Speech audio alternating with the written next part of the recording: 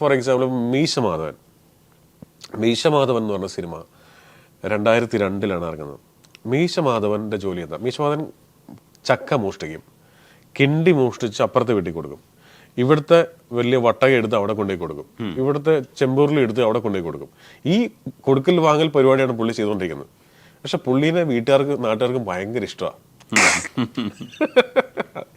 അന്ന് വാർക്കപ്പണിക്ക് പോയ 500 രൂപ കിട്ടും. 2002 നിങ്ങൾ ഗൂഗിൾ ചെയ്ത് നോക്കിയോ, കൂലിപ്പണിക്ക് പോയാൽ 400 രൂപ കിട്ടും. ആ 400 രൂപ കിട്ടുന്നതിന് പകരം അദ്ദേഹം ഒരു കൂലിപ്പണിക്കും പോവാതെ ഈ അപ്പുറത്തെ ഇപ്പുറത്തെ വീട്ടിൽ സാധനം. പക്ഷെ നമുക്ക് അയാൾ ഇഷ്ടമാണ്. അതാണ് സിനിമയുടെ മാജിക്.